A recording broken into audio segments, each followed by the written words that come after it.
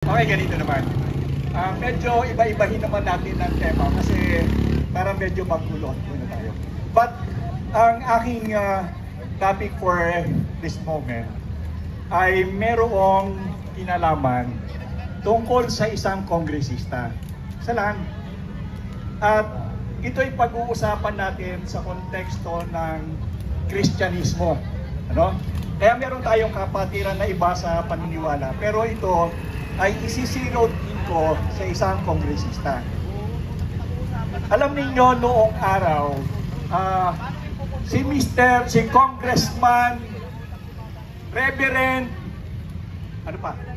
Pastor, meron pa yan Benny Abante, ay isa pong pastor doon po sa Santa Ana.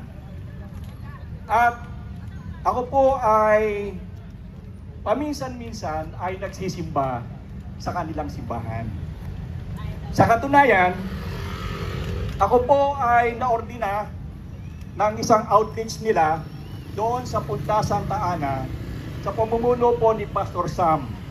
These people are known to be the man of the book. Kahit itanong nyo sa kanya. Ang Baptist people are known to be the man of the book. Ibig sabihin, ang mga baptistang tao o mananampalatayang Kristiyano ay sanay sa paghawak ng kasulatan ng Diyos. Nagtataka ako sa kanya, ano ang nangyari sa iyo? Ano ang nangyari sa iyo, Pastor Benny Abante? Hindi ba dapat ang isang pastor ay sa halip na nangungutya ng kanyang kapwa, lalong-lalo na sa ang kinukutya mong tao ay tinuturing mong hindi mananampalataya? Bakit ako nagsasalita ng ganito? Hindi ako dapat nagsasalita ng anumang bagay na masama sa aking kapatid. Pero mali ang kanyang ginagawa. Mali ang kanyang ginagawa. At hindi namin ito tinotolerate.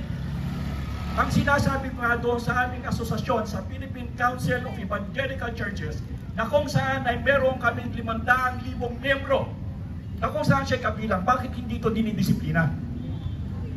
Panawagan sa PCEC, kay Pastor o Bishop Pantoja, kay Noel, ahead lang sa akin yan ng 1 taon sa seminaryo, bakit hindi ninyo binibigyan ng disciplinary measure si Pastor Benny Abante? Bakit? Hindi ugali ng pastor na mangsino ng tao. Hindi ugali, inigyan ka pa naman ng titulong reverend. Nakakahiya. Nakakahiya. Pagkatapos, aaralan mo ng John 3:16 yung kausap mo na minura mo. Anong klase kang pastor? Hindi po namin tinatangkilik ang ganitong klase ng pag-uugali dahil kami bilang mga pastor kailanman hindi kami nagmamasamang ugali sapagkat ito'y labag sa aming panuntunan. Matagal ko na pong gustong ilabas talaga ito. Dahilan sa walang aksyon na ginagawa na disiplinahin ang taong ito. Dapat dinidisiplina siya ng Philippine Council of Evangelical Churches dahil nakakahiya ang kanyang ginagawa. Kitang-kita siya sa buong mundo kung paano niya hinahamak, kung paano niya pinapahiya ang isang tao. Nakakagalit. Pagamat siya'y aming kasama sa kapatiran, hindi po namin gusto ang kanyang ginagawa. Paumanhina, Pastor Benny Abante. Ako po ay dating nagsisimba sa inyong simbahan. Kami po ay taga Santa Ana. Pero, hindi ko kayang sikmurain kung paano ka maglait ng tao. Ang pastor sa pamantayan ay dapat mahinahon. Ang pastor sa pamantayan ay dapat mabait, magalang, hindi magagalitin. Hindi ka po pwedeng maging pastor kung ikaw ay magagalitin. Ito po isang pamantayan ng pagiging pastor. Ano ang nangyari sa iyo? Bakit ka nagkaganyan? Sa mahabang panahon, ikaw ay iginagalang dahilan sa ikaw ay kagalang-galang na pastor. Ikaw ay binigyang titulo ng reverend, pero kinain ka ng sistema ng politiko. No one can serve two masters, either you love one or hate the others. Kung ikaw ay isang pastor, hindi ka po pwedeng maging politiko sapagkat ang tuunan ng dalawang ito ay hindi pareho. Kung ikaw ay politiko, sekular ang gawain mo. At kung ikaw ay pastor, spiritual ang gawain mo. Bakit mo pinagsabay? Na ang nangyayari ngayon sa halip na ikaw ay maging spiritual, kinain ka ng sistema at mas mataas ang nangyayari sa iyo ang panuntunan mong sekular. Kung mag-ugali ka, para ka ng ugaling hindi mananampalataya. Nakagagalit, Pastor Benny Abante, ang ginagawa mo. Isa pa, sa halip na ikaw ang magturo ng kabutihan, alam mong hindi ka nanalo, at alam mo sa konstitusyon o sa pamantasan ng ating batas, kung hindi ka nanalo, huwag mo nang igiit ang sarili mo. At bakit mo patuloy na ginagawa? Hindi ka ba nahihiya sa sarili mo? Meron kang kongregasyon, meron kang mga tao na kung saan ikaw ang pastor ay meron kang mga kawan. Ano na ang nangyayari sa kanila? Ano na lang ang kanilang damdamin? Ano na lamang ang kanilang mukhang ihaharap doon sa ibang mga kasamahan na ang kanilang pastor ay nagkakalat, nawawala sa kanyang sarili. Ito po ang term namin. Kapag ang isang Kristiyano na dapat ay espiritual at siya'y namuhay ng sekular, ang tawag namin dito sa taong ito ay karnal. Isang tao na nawala sa sarili. At Pastor Benny Abante, isa kang karnal sa aking paningin.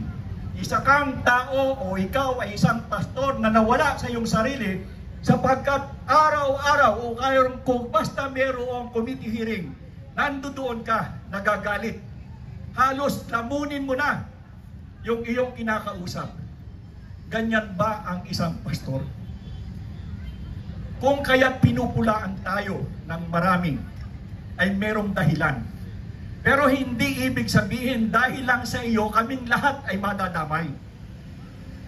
Bakit hindi magsalita ang PCAC at itakwil ka sa iyong ginagawa? O disiplinahin ka sa iyong ginagawa? Kahit ka pa kongresista, wala kaming pakialam dahil lahat tayo sa ating gawain, tayo ay pare-pareho. Matatanda tayo sa iglesia at iisa ang ating level kahit congressman ka man. Nakalulungkot ang nangyari sa iyo, Pastor Benny Abante. Malamang magre-rebuttal ka. Malamang sasagot ka.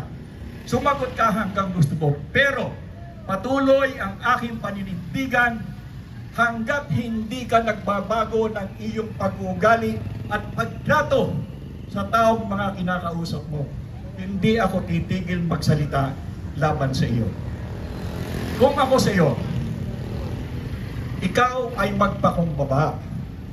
Alam mong ang iyong pwesto ay hindi sa iyo. Bakit mo kinukuha? Bakit mo kinukuha? Di ba ang iyong anak ay abogada at isa ring Kristiyano? Alam niya ang batas, bakit pinapayagan ka? Ano na ang nangyari? Nilamon na kayo ng sistemang sekular. Labas na sa pamantayan ng inyong pananampalataya. Ayaw kong sabihin atin sapagkat hindi ko ibinibilang na ang iyong pag-uugali ay katulad ko. Hindi po, Pastor Benny Abante. Sa susunod, makikita na naman kita, galit na galit na galit. At kung ikaw ay makipagtanong, hindi ka nagtatanong, ikaw ay nang-uuri ng tao. Tama ba yon? Sabihin nyo nga sa akin doon sa mga kapatiran na kung saan ay nakakapanood, tama ba ang pag-uugali na ginagawa ng isang congressman na tinatawag na si Pastor Benny Abante? Nangungutya siya doon sa mga may proyekto ng flood control. Hindi ba sabi ni Mayor Isko Moreno, ikaw ay mayroong mahigit na 2 bilyon na flood control project? Nasaan ang 2 bilyon na yan? Ang alam ko na naipagawa mo ay yung hanging bridge sa tawiran ng Punta Santa Ana. Hindi ko alam kung magkano ang ginastos mo doon. Pero yan ay dapat mong isiwalat sapagkat yan tulay na hanging bridge na yan ay walang 2 bilyong piso. Bakit? Kita ko yan ang ginagawa. Halos mahirapan na matapos sapagkat parang kulang-kulang sa mga gamit, sa materyales. Hindi ko alam. Natapos pero naniniwala ako. Kung yun lamang at hindi mo may papaliwanag ang halagang 2 bilyong piso at yun lamang ang sasabihin mong ginamitan mo ng flood control, Pastor Benny Abante, kulang ang pera mo.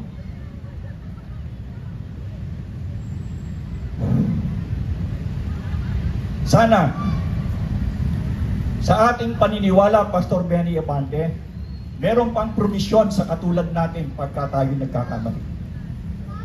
Nagtataka ako, dapat sa inyong simbahan, meron kayong mga matatanda sa iglesia na kung saan ang gawain ay tingnan kung tama ang pag-uugali ng kanilang pastor at miyembro. Nasaan ang matatanda sa inyong iglesia para sawayin ka sa iyong ugali? Nasaan? Dati-rating napakataas ng pagtingin ko sa iyo. Napakataas ng pagtingin ko sa iyo. Pero ano ang nangyari sa iyo? Bakit ka nagkaganyan? Mahalay, Pastor Benny Abante, ang pag-uugali mo. Tuwiran ko nang sasabihin sa iyo na hindi tama ang ginagawa mo. At nakakahiya dahil hindi lamang doon sa inyong simbahan na nakakakita. Ang nakakakita sa iyo ay buong mundo. Ang iyong simbahan ay international. Yan ang nakalagay sa iyong simbahan. Ibig sabihin, hindi lamang dito sa Pilipinas nakikita ang pag-uugali mo, kundi sa buong mundo. Sana, Pastor Benny Abante, baguhin mo ang iyong sistema. Kung kinakailangan mong magparaya sa iyong sarili, kung kinakailangan mong ikaw ay magpakababa at humingi ng paumanhin sa mga taong pinagkasalahan mo sa pamamagitan ng iyong panunurin sa kanila, bilang kapatid at bilang pastor din, hinihimo kita na gawin mo sapagkat ito ang nararapat. Pero kung ang gagawin mo ay ako'y iyong gagantihan, welcome to the club, dahil hindi rin naman ako papayag na ipagpapatuloy mo ang iyong masamang pag-uugali. Nawa, Pastor Benny Abante, hanggat hindi tayo namamatay, may pag-asa tayo, alam mo yan. So meron pang panahon para humingi ka ng paumanhin sa mga taong pinagkamalian mo. Humingi ka ng paumanhin kung kanino ka nagkulang at kung kanino ka nagkasala, dahil Pastor Benny Abante, ganito ang ating ugali. Ganito tayo namumuhay. Tayo ay mga tao na kung saan alam mo kung ano ang ginawa ng Diyos sa atin. Lahat tayo ay may pinagdaan ng masama, subalit tayo ay binago. At sa ating pagbabago, Pastor Benny Abante, ako'y nakikiusap sa iyo. Sa susunod na iyong pagtalakay sa komite, huwag mo namang sinuhin ang tao. Sa halip na iyong pagalitan, ay iyo siyang payuhan. Tatandaan mo na ang pandinig sa Senado, sa Kongreso o sa Senado, ito ay in aid of legislation. Huwag mong kalilimutan, ang dahilan kung bakit kayo nagtitipon ay in aid of legislation. Hindi kinakailangan lumabas ang tama at totoo sa in aid of legislation, dahil ang titingnan nyo lamang kung ang kanilang ginagawa ay meron ng batas. At kung meron ng batas at ito'y mali at kulang, ang gagawin nyo lang ay mag-amyenda nito. At kung wala pa namang batas sa ganitong klaseng bagay na kanilang ginagawa, ang gagawin ninyo ay gumawa ng batas. Pero hindi para kahiyain ang mga tao na kung saan ay kinukuha nyo bilang resource person. Bakit ka kukuha ng isang tao para kunan mo ng impormasyon pagkatapos iyong hihiyain? Pastor ka, di ba? Bakit mo ginagawa yan? Mali, di ba?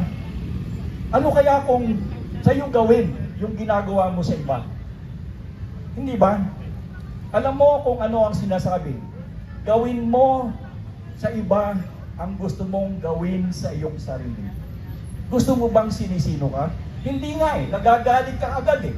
Sa kaunting bagay na masabi patungkol sa iyo, nagwawala ka na agad eh. Hindi ito tamang pag-uugali, Pastor Benny Abante. Again, I appeal to you. Marami kang natisod. Marami kang pinagkasalahan sa aminin mo at sa hindi. Isa lamang ang tama mong gawin. Ang ipinapayo ko sa iyo, magpahinuhod ka sa mga taong pinagkasalahan mo. Ito ang ating pag-uugali. Hindi tayo nag-uugaling mahalay, Pastor Benny Abante. Wala sa bokabularyo nating mga pastor ang maghalay ng ugali. Tayo ay pamantayan sa ating simbahan. Tayo ang tinitingala ng mga miyembro at tinitingnan nila kung paano tayo lumalakad. Sa inyong simbahan, paano ang lakad ng mga miyembro mo? Na nakikita na wala kang ginagawa. Minsan nakita ko galit na galit ka eh. Bakit mo ginagawa yan? Kung hindi mo kaya ang pigilin ang iyong sarili, huwag ka na lang umattend. Huwag ka na lang sumama. Sa halip, manahimik ka na lamang kung hindi mo kayang pigilin ang sarili mo.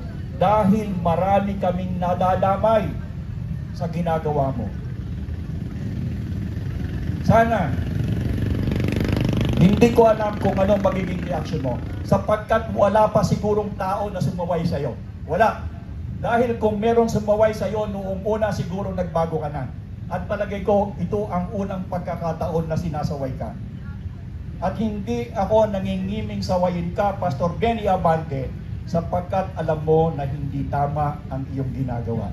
Ipaglaban mo man ang iyong paninindigan, mali at mali at mali ka pa rin. Kahit anong gawin mo. Ang tamang gagawin mo, Pastor Benny Abante, ay magpakumbaba katulad ng ipinapangaral mo. Gawin mo ito sa iyong sarili. At kapag ginawa mo yan, Pastor Benny Abante, ako'y magpapasalamat sa iyo. Alam mo yan, kung ano ang bunga ng pagkababa, alam mo kung ano ang bunga ng nagpapaumanhin. Yan ay palagi mong itinuturo sa iyong simbahan. Pakiusap ko, gawin mo naman sa iyong sarili. Salamat po.